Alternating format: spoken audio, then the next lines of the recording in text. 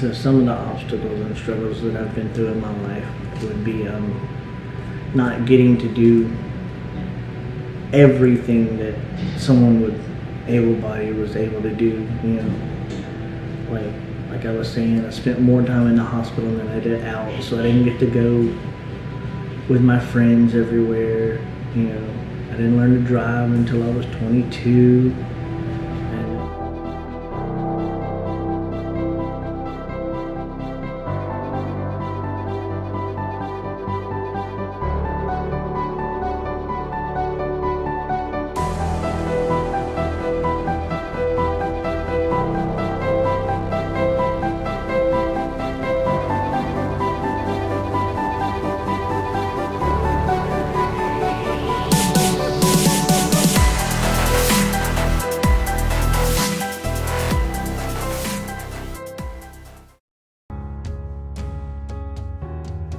My name's Chase Brosette, and I've been doing CrossFit since 2012. So when I was younger, my mom worked for a program that did sports for people with disabilities, and their main focus was track and field. So I did track and field when I was younger until I tore both my rotator cuffs when I was 10. Couldn't do that anymore. So then I basically quit doing sports until I was out of high school. I graduated in 2008 and went to a clinic for the Paralympics on powerlifting and picked that up and started doing that. And I did powerlifting for the Paralympics. Basically, I got to where I couldn't handle the heavy weight anymore, so I had to find something else. And they had an adaptive CrossFit competition over in Houston, and so I went and checked that out and immediately fell in love with it, and got connected with them guys over there at CrossFit Redefined doing that, and been doing it ever since. I was born with what's called spina bifida, and it's basically a birth defect where I was born with a hole in my spine. Like the lower half of my spine was not fully developed. And so when I was born, they had to go in at 6 hours old and basically build the lower half of my spine and then close the hole up. So when I was younger, I did track and field. Basically, I lived on the track. I was on track practice every day, doing laps around the track, and then I did field. So basically, I just did a regular workout routine and practiced field. That was pretty much it. Just eat, sleep, and breathe track and field when I was younger. So powerlifting for the IPC, which is the International Paralympic Committee, I competed on the national team for that. We traveled around the country doing powerlifting competitions, and basically powerlifting for the Paralympics is strictly bench press, and it's all it is. We don't do any of the squats and deadlifts. It's just bench press, and we did that. And I trained 4 days a week for that. I benched 4 days a week. Other accessory workouts on the other days. Just worked out every day. At first I liked the competition of it, and then I fell in love with the training of it. I think that's what made me basically fall in love with working out and training every day. The gym that I'm connected with over there, called CrossFit Redefined, they have a whole adaptive program over there in that gym, and they probably have like 10 or 12 adaptive athletes over there. And they basically just take the workout from the board that the able-bodied people are doing and change it into things that they can do, modify it. Doing adaptive athlete wide with Chase, and we're going to kind of get to see what it feels like just not having use of our lower bodies. And I've seen Chase do Grace and with the 95 pounds from a seated position, so he doesn't have any use of this here, so he literally has to, in a seated position, do a shrug and then get the bar, and it's really hard. So this is going to be a great experience. You're going to get to probably use muscles that you're not used to using, so it's going to be really cool.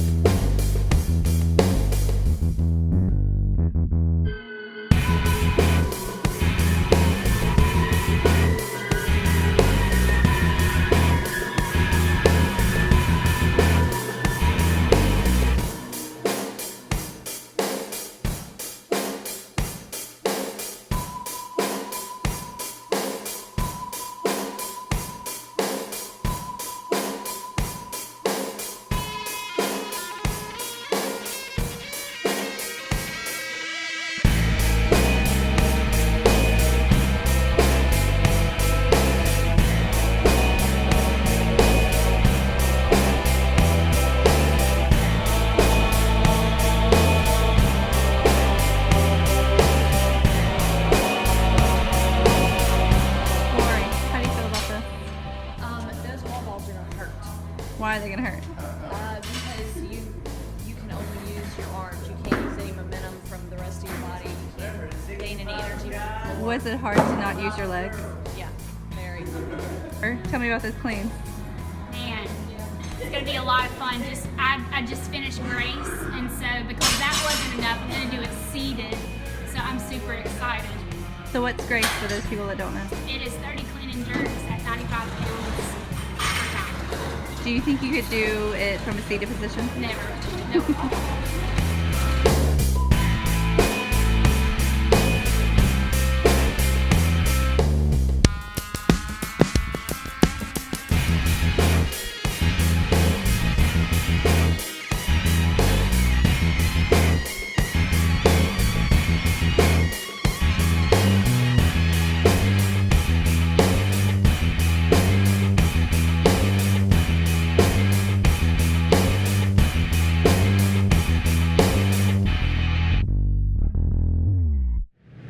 Honestly, really, I wasn't really allowed to be different, you know. My mom didn't treat me any differently. You know, she didn't shelter me from anything. You know, if there was something I wanted to try, she let me try it, you know. So, you know, if my brothers were going somewhere, I went, you know.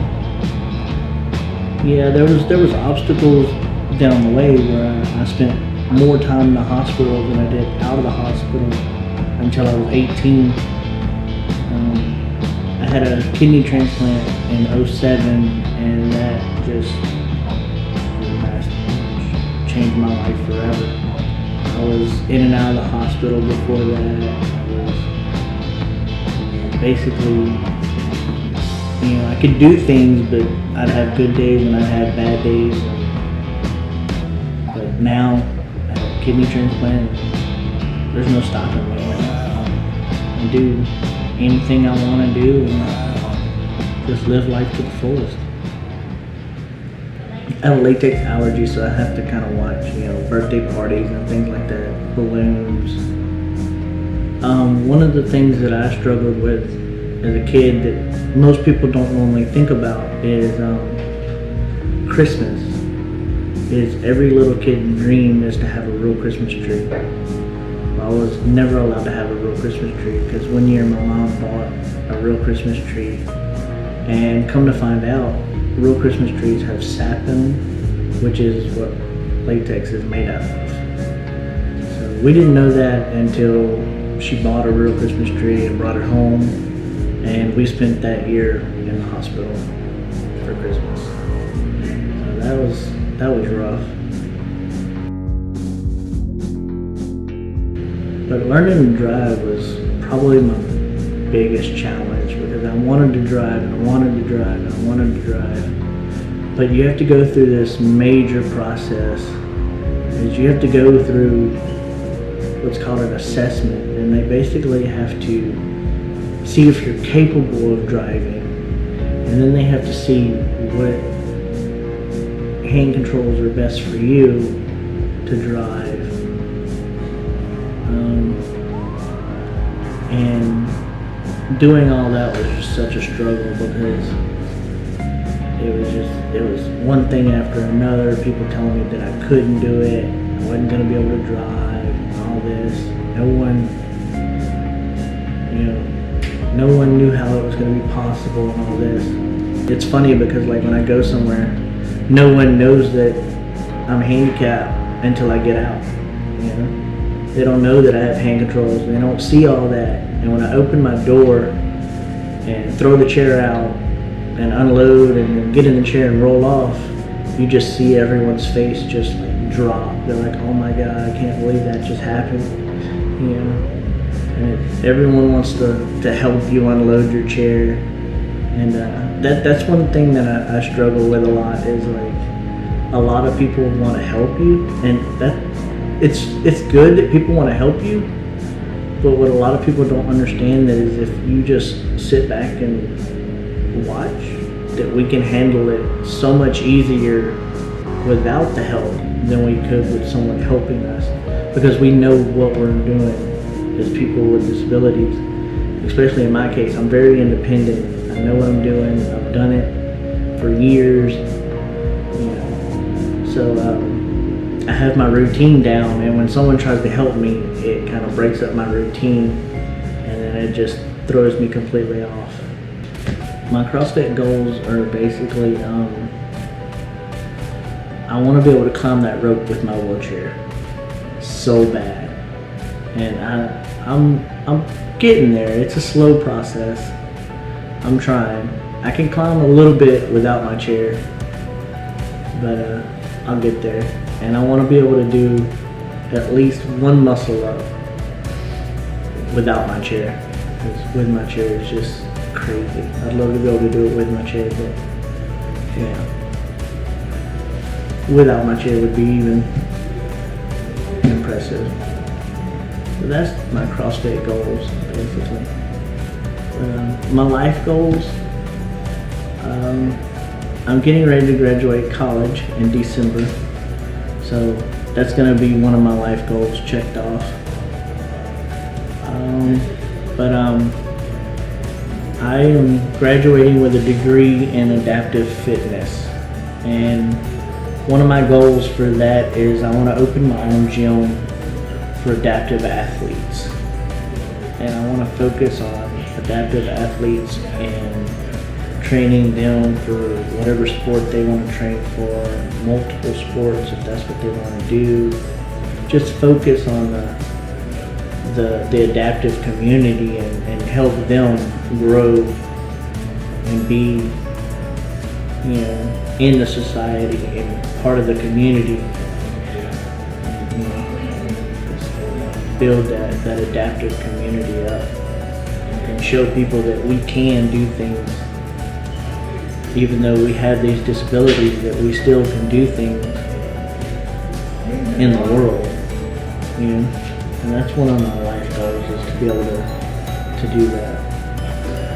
So what motivates me and inspires me? Number one is just serving God and doing what God intended me to do with my life is a big part of my life. And that pretty much drives me every day, is just serving Him and doing what He wants me to do.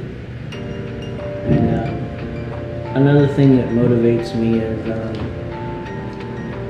is basically just doing things that people say I can't do is a big motivation for me. If you tell me I can't do something, I'm gonna drive until I do it, just to prove you wrong. You know, and it's not just a throw it in your face kind of thing. It's a don't ever tell me I can't do something thing. You know. And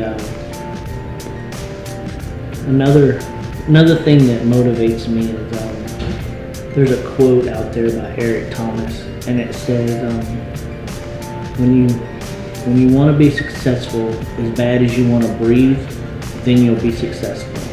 And that really hits me hard, because it's true that if you want to be successful as bad as you want to breathe, then you will be successful.